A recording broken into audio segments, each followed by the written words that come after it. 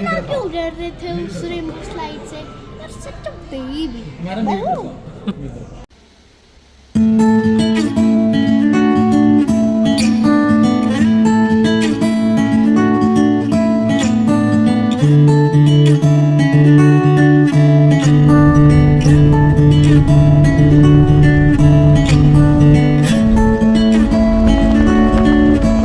Hello guys, हमारा is sad क्योंकि उसकी फ्रेंड नहीं आ रही है ना,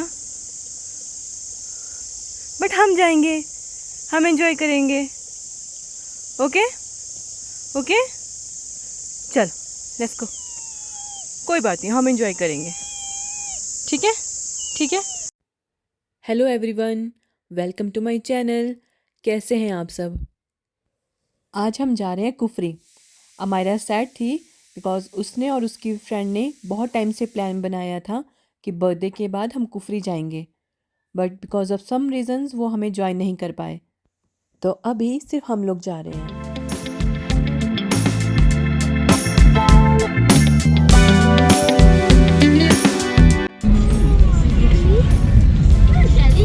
नहीं मम्मा, it's Dhalli Dhalli Dhalli tunnel.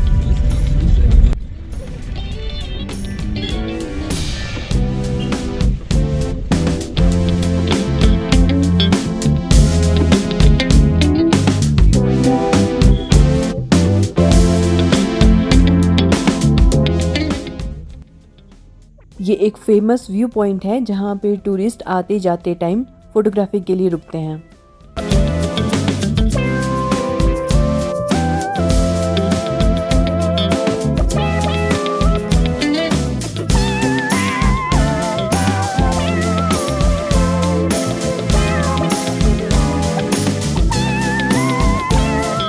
Now we reach Old Kufri. Look, Kufri 0.3 kilometers. 0.3 kilometers. Kufri पहुंचकर सबसे पहले हम जा रहे हैं स्नो किंगडम, जो कि वर्ल्ड का हाईएस्ट इंडोर स्नो पार्क है और ये लोकेटेड है नियर एडवेंचर रिजॉर्ट कुफरी और जो ट्विन टावर होटल है उसके साथ में। कुफरी के इस साइड पे बहुत सारे लग्जरियस होटल्स और रिजॉर्ट्स की कंस्ट्रक्शन चली है, जिस वजह से रास्ता थोड़ा सा खराब है, बट यहाँ पे व्यू वर्थ इट है। और जिस बिल्डिंग में स्नो किंगडम है वो भी अभी अंडर कंस्ट्रक्शन ही है। और फाइनली हम स्नो किंगडम पहुँच गए। मेन रोड से यहाँ तक पहुँचने में हमें हार्डली 2 मिनट्स लगे।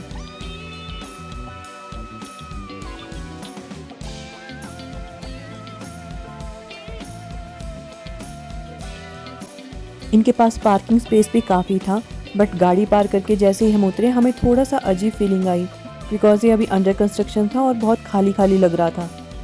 बट जिस फ्लोर पे स्नो किंगडम था वहाँ पे हम जब लिफ्ट से पहुँचे तो वहाँ पे वाव फीलिंग थी। एंट्रेंस गेट के पास एक क्यूट सा वॉल आर्ट बनाया हुआ था जो कि बहुत प्यारा लग रहा था और हम बड़ी देर उसे ही एडमायर करते रहे। अमायरा को भी ये बहुत ज़्यादा पसंद आया।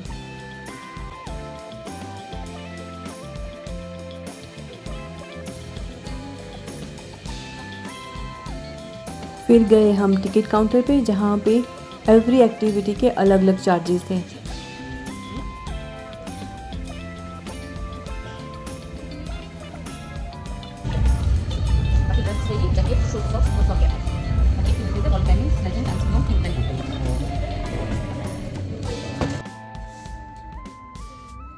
राइड में और नेचर का ये प्यारा सा व्यू दिख रहा था इनके सिटिंग एरिया से। यहाँ पे काफ़ी देर तक टाइम स्पेंड किया जा सकता है। इनका सिटिंग एरिया भी काफ़ी क्लीन स्पेशियस था।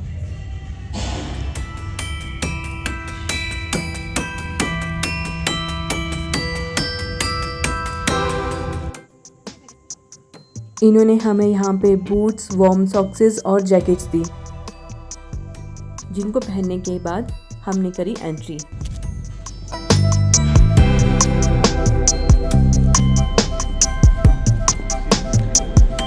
कैप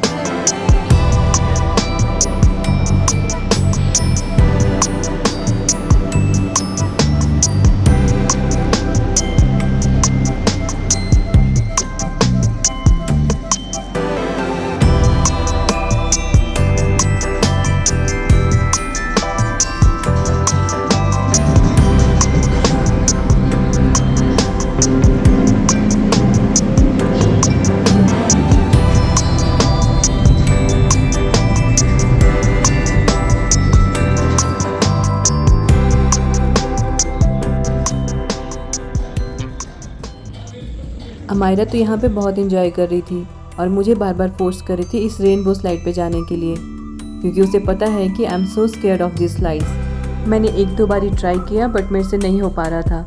फिर लतेश ने मुझे पुश किया और बाहर जाने के बाद दोनों लतेश और अमायरा मेरा मजाक उड़ा रहे थे। इतना क्यों डर रहे थे उस रेनबो स्लाइड से? You're such a baby.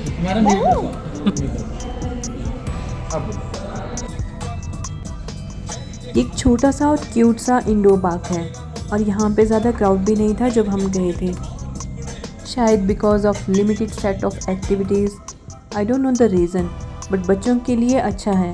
हमारा ने यहाँ पे बहुत ज़्यादा एंजॉय किया।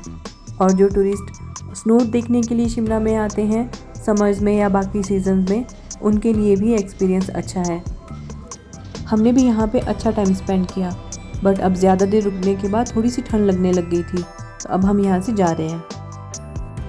एग्जिट गेट के ऊपर हमने इनकी जैकेट, सॉक्सेस और जो शूज़ लिए थे वो वापस किए और हम यहाँ से बाहर आ गए। बाहर आने के बाद हम थोड़ी देर के लिए धूप में खड़े हो गए क्योंकि पैरों में बहुत ज़्यादा ठंड लग रही थी। स्नो किंगडम गेट के साथ में एक प्यारा सा रेस्टोरेंट था, तो हमने सोचा वहीं पे अब कुछ खा लेते हैं।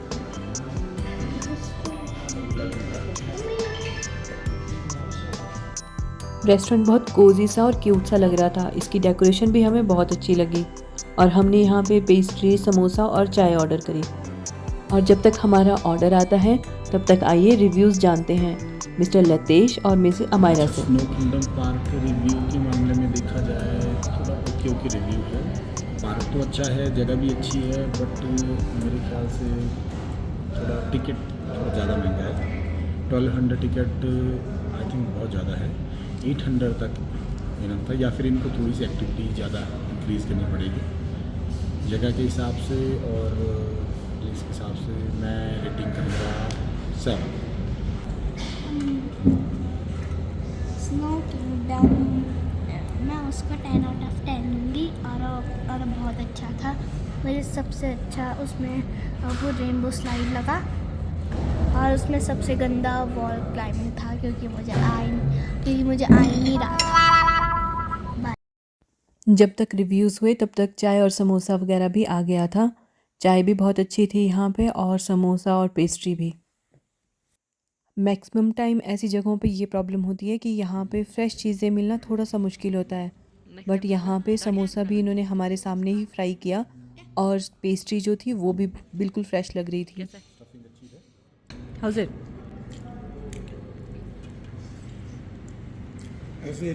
यहाँ से निकलने के बाद हम जा रहे थे कहाँ पे? Adventure resort Kufri. अमायरा और उसके फादर के बीच में ये टीजिंग चलती रहती है और यहाँ पे इन दोनों के बीच में डिस्प्यूट भी चल रहा था कि अभी हमें कहाँ जाना है।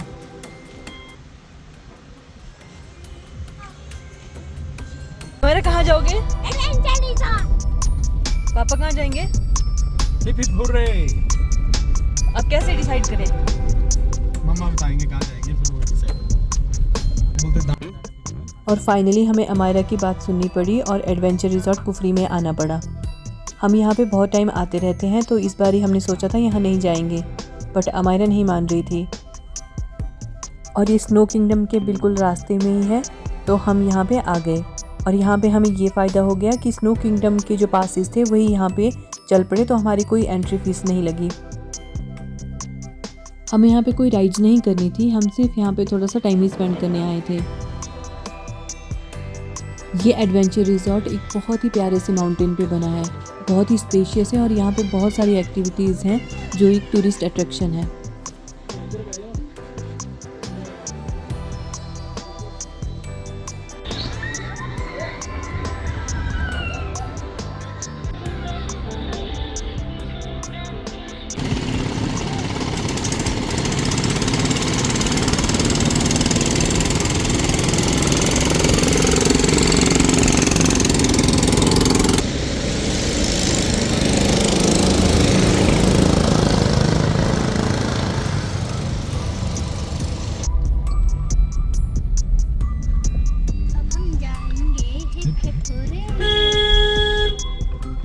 अब हम जा रहे हैं हिप्पी पूरे। वो भी एक अम्यूज़मेंट पार्क ही है। कुफरी में ऐसे बहुत सारे प्लेसेस हैं जो टूरिस्ट आके एक्सप्लोर कर सकते हैं। ये पूरे अम्यूज़मेंट पार्क एडवेंचर रिजॉर्ट से सिर्फ 5 मिनट की दूरी पे है, बट हमने फिर भी रास्ते में ब्रेक ले लिया।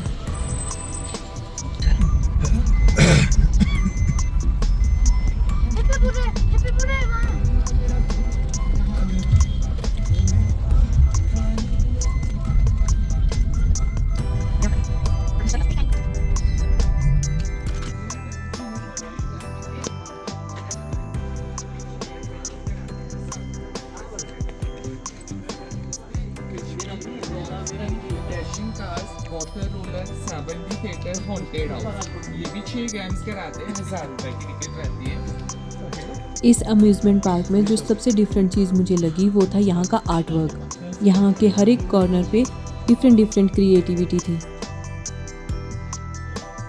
यहाँ का हर एक कॉर्नर मुझे फोटोजेनिक लग रहा था।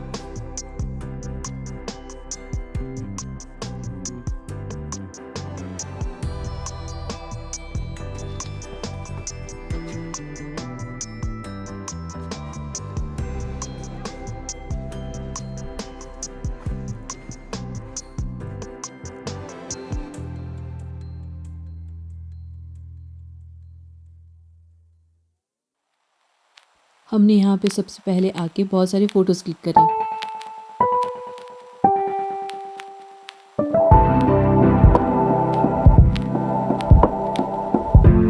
यहाँ पे राइड्स के ऑप्शन तो बहुत थे, but I don't know if they were working और नॉट। हम थोड़ा सा शाम के टाइम को यहाँ पहुँचे थे, तो इस टाइम ज़्यादा क्राउड नहीं था यहाँ पे।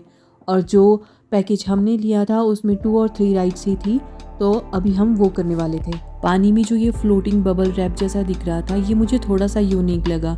अमायरा इसके लिए बहुत एक्साइटेड थी, तो इसने ये पहले भी कर रखा था क्योंकि इनका स्कूल पिकनिक पे यहीं आया था। तो वो पूरे रास्ते में मुझे इसके बारे में बताती आई थी।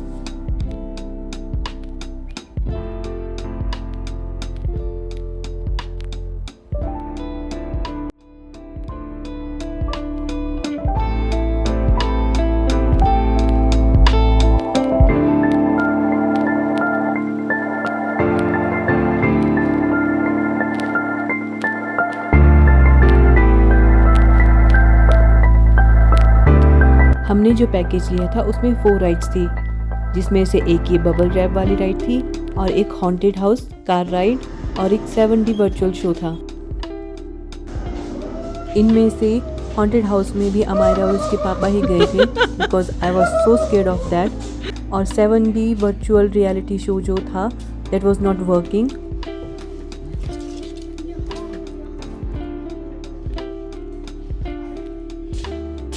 इनमें से मैंने इंडोर कार राइड ही करी, जो कि मेरा फर्स्ट टाइम ही था।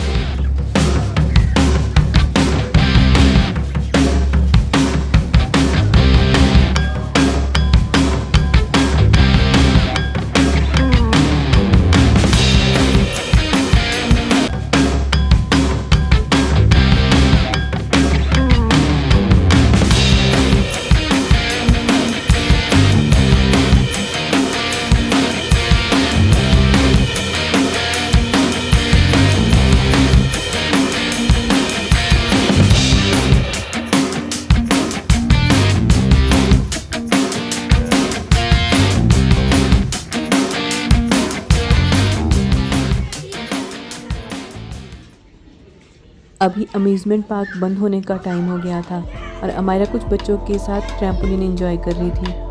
तब तक मैं यहाँ से ये व्यू एंजॉय कर रही थी। After capturing this beautiful view we are heading back to home. Was the day? कितना अच्छा था, बट लग नहीं रहा आपको देख के टायर्ड। और ये था हमारा व्यू वापस जाते हुए। I feel so blessed to live this close to the nature.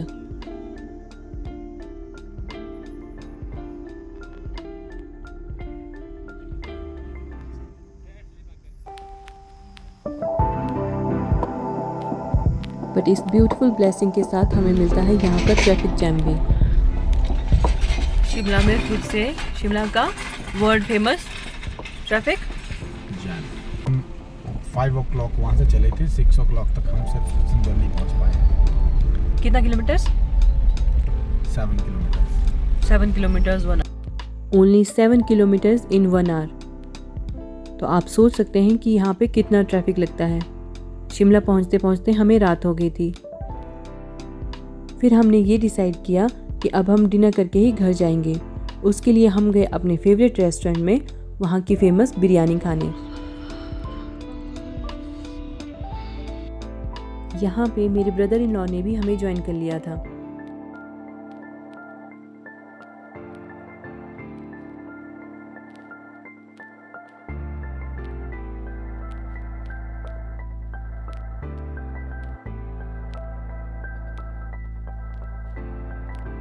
Here we are ending this day with this yummy dinner and this beautiful night view of Shimla. See you next time. Till then, keep smiling, keep shining. Bye bye.